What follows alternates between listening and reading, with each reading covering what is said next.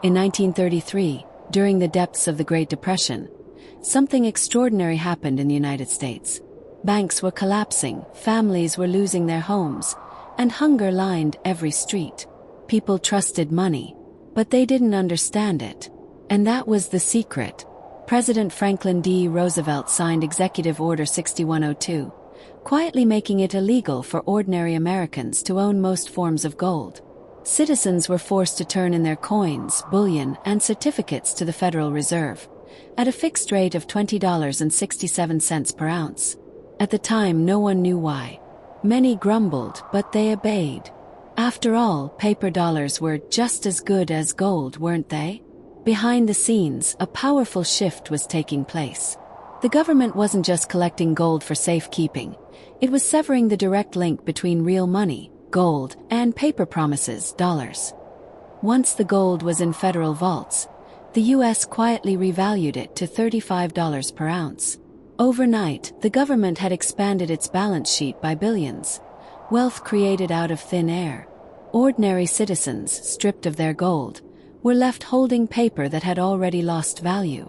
The public never realized the trick. Money wasn't wealth. Money was debt. And whoever controlled its creation controlled everyone who needed it. Decades later, in 1971, Richard Nixon closed the gold window completely. From that moment on, the US dollar was no longer backed by gold at all, only by trust.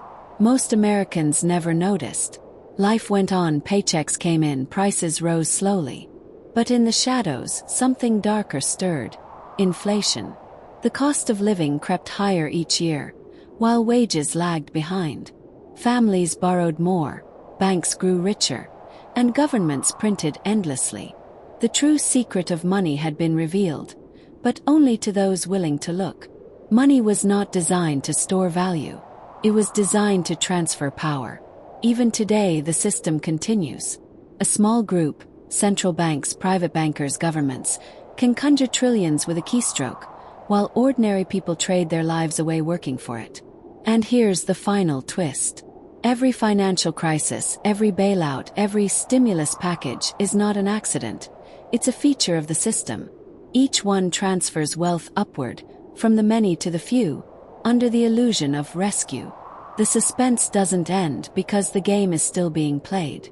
The secret of money isn't that it buys things.